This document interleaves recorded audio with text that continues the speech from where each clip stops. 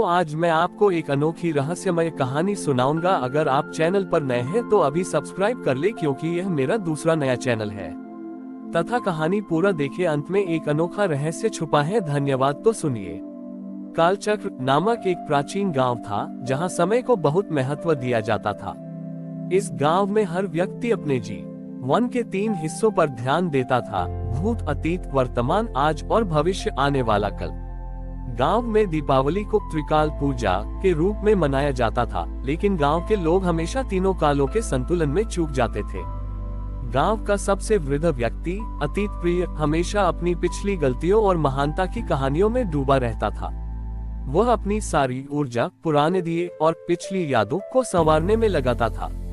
युवा नेता, भविष्य चिंतक, हमेशा आने वाली समृद्धि, योजनाओं और अगले साल की संभावनाओं में खोया रहता था। वह केवल बिजली के नए चमकीले लैंप लगाता था, ये सोचकर कि कल की रोशनी ज्यादा जरूरी है। इन दोनों के बीच गांव के कारीगर, वर्तमानकर्ता, की उपेक्षा की जाती थी। वर्तमानकर्ता का मानना था कि सबसे महत्वपूर्ण तो आज है, पर वह इतना व्यस्त रहता था कि उसे न तो अतीत से सीखने का समय मिलता था, न भविष्य के लिए योजना बनाने का। इस वर्ष की दीपावली से पहले संत त्रिवेणी गांव में आए। उन्होंने देखा कि गांव में रोशनी तो है, पर संतुलन नहीं है। अतीत प्रिय का घर पुरानी यादों के अंधेरे में डूबा था, भविष्य चिंतक का घर कल की चिंता से चकाचौंध था, और वर्तमानकर्ता का घर आज की भागदौड़ से अधूरा था। संत त्रिवेणी ने तीनों को बुलाया। अतीत प्रिय ने कहा, संत जी, मैं अपने भूतकाल के दियों को सबसे शुद्ध घी से जलाता हूँ, ताकि मेरी पिछली पीढ़ी खुश रहे। भविष्य चिंतक ने कहा, संत जी, मैं कल की समृद्धि के लिए सबसे उन्नत लैंप लगाता हूँ। जो कल आने वाला है वो सबसे महत्वपूर्ण है। वर्तमानकर्ता ने कहा, संत जी, मैं इतना व्यस्त हूँ कि मुझे तो दिए जलाने का समय ही नहीं मिलता। मेरे लिए आज का काम ही सबसे बड़ी पूजा है। संत त्रिवेणी ने कहा, तुम तीनों महान हो, पर तुम त्रिकाल के दीप का रहस्य भूल गए हो। लक्ष्मी माता न केवल अतीत में आती हैं, न केवल भविष्य में, बल्कि वह वर्तमान के संतुलित क्षण में निवास करती हैं। उन्होंने समझाया, भूतकाल का दिया तुम्हें ज्ञान देता है, भविष्य का दिया तुम्हें दिशा देता है, पर वर्तमान का दिया तुम्हें शक्ति देता है। जब तुम केवल एक ही दिया जलाओगे तो तुम्हारा जीवन अधूरा रहेगा। संत ने उन्हें दीपावली की रात एक त्रिकाल साधना करने का आदेश दिया। दीपावली की शाम आए। संत त्रिवेणी ने नगर के चौराहे पर एक विशेष मिट्टी का दिया रखा, जिसमें 3 अलग अलग मुख थे। तारांकन भूत मुख, जो पीछे की ओर था, इसमें अतीत प्रिय ने अपने दिए का तेल डाला।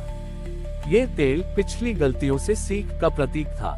तारांकन भविष्य मुख, जो आगे की ओर था, इसमें भविष्य चिंतक ने अपने लैंप का तार डाला। ये तार कल के लिए आशा का प्रतीक था। तारांकन वर्तमान मुख, जो केंद्र में था, इसमें वर्तमानकर्ता ने अपने दिन भर के काम से निकाले गए पसीने की शुद्धि अर्थात परिश्रम का अर्क का जल डाला। संत त्रिवेणी ने तीनों से कहा, अब तीनों मिलकर इस दिए को जलाओ। जब तीनों ने दिए को जलाया तो एक चमत्कार हुआ। अतीत के तेल ज्ञान ने वर्तमान के परिश्रम शुद्धि को तेजी दी, और लौ ने भविष्य की दिशा आशा की ओर इशारा किया। वह दिया किसी एक काल का नहीं, बल्कि तीनों कालों के समन्वय का प्रकाश बन गया। उसकी लौ एकदम स्थिर और शक्तिशाली थी। संत त्रिवेणी ने घोषणा की, यही त्रिकाल का दीप है। सच्चा जीवन वह है जहां तुम अतीत से सीखते हो, भविष्य के लिए योजना बनाते हो, और वर्तमान में पूरी शक्ति से कार्य करते हो। अतीत प्रिय ने समझा कि ज्ञान को केवल यादों में नहीं रखना, बल्कि आज के काम में लगाना चाहिए। भविष्य चिंतक ने समझा कि कल की चिंता को आज के काम से संतुलित करना जरूरी है। वर्तमानकर्ता ने समझा कि आज के काम में अतीत का ज्ञान और भविष्य की आशा का समन्वय होना चाहिए। उस रात महालक्ष्मी ने कालचक्र नगर में प्रवेश किया। उन्होंने देखा कि लोग अब समय की बर्बादी नहीं कर रहे हैं, बल्कि समय के समन्वय की पूजा कर रहे हैं। लक्ष्मी माता ने आशीर्वाद दिया, मैं केवल वहीं स्थायी रूप से निवास करती हूँ, जहाँ अतीत के ज्ञान और भविष्य की आशा का तेल वर्तमान के पुरुषार्थ का बड़ी ही बाती से जलता है। समय का संतुलन ही सबसे बड़ी समृद्धि है। इस प्रकार कालचक्र नगर ने दीपावली को त्रिकाल के दीप के रूप में मनाना शुरू कर दिया। जो उन्हें सिखाता था कि जीवन का हर क्षण अतीत, वर्तमान और भविष्य के संतुलन में जीना चाहिए। कालचक्र नगर में त्रिकाल के दीप की परंपरा स्थापित होने के बाद लोगों ने समय का संतुलन साधना सीख लिया था। अतीत प्रिय अब भूतकाल के ज्ञान को वर्तमान के काम में मदद के लिए देता था और भविष्य चिंतक कल की योजना को आज के क्रियान्वयन से जोड़ता था। लेकिन जल्द ही एक नई समस्या आई, पारिवारिक कलह। गांव के लोगों ने समय का संतुलन तो साध लिया था, पर वे अपने संबंधों में वही संतुलन साधना भूल गए थे। परिवारों में अक्सर झगड़े होते थे क्योंकि हर सदस्य त्रिकाल के अलग अलग हिस्से पर ध्यान केंद्रित करता था और दूसरे की उपेक्षा करता था। तारांकन बुजुर्ग अतीत में लगातार पुरानी बातें और पिछली पीढ़ी के गुणगान करते थे, वर्तमान की समस्याओं को अनदेखा करते थे। तारांकन बच्चे भविष्य वे केवल अपने भविष्य के लक्ष्यों और महत्वाकांक्षाओं की बात करते थे, बड़ों के अनुभवों को बेकार समझते थे।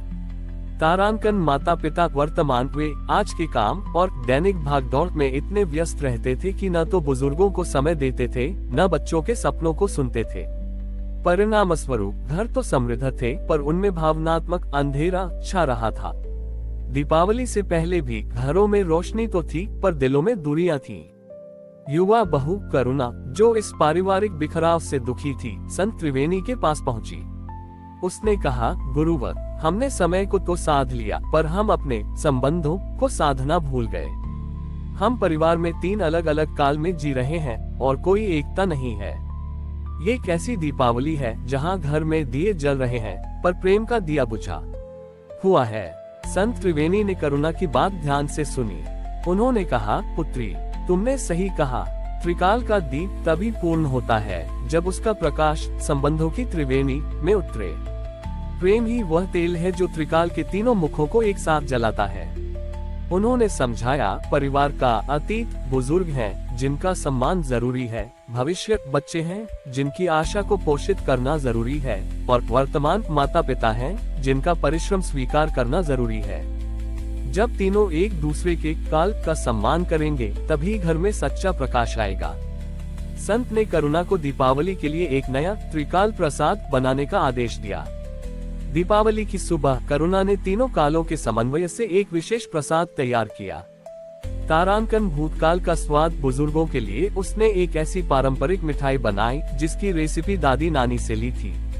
तारांकन भविष्यकाल का स्वाद बच्चों के लिए उसने उसमें कुछ नए और रोमांचक फल मिलाए, जो भविष्य की आशा का प्रतीक थे।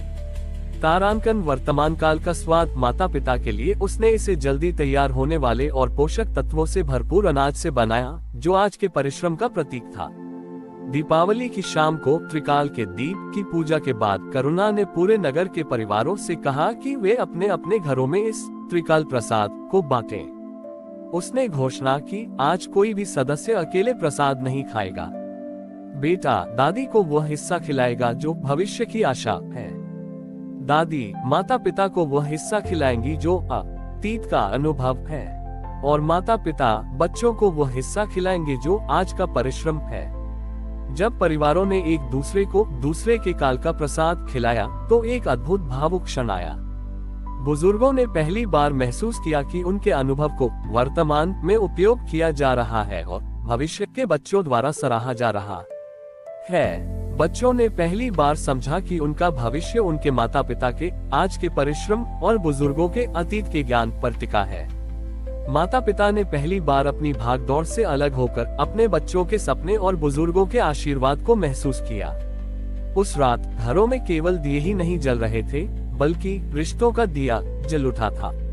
पारिवारिक कलह का अंधेरा पारस्परिक सम्मान के प्रकाश से दूर हो गया। महालक्ष्मी ने कालचक्र नगर में प्रवेश किया। उन्होंने देखा कि समय का संतुलन अब संबंधों के संतुलन में बदल गया है। लक्ष्मी माता ने आशीर्वाद दिया, मैं केवल वही पूर्णता से रहती हूँ जहाँ समय की समृद्धि को संबंधों के प्रेम से बांटा जाता है।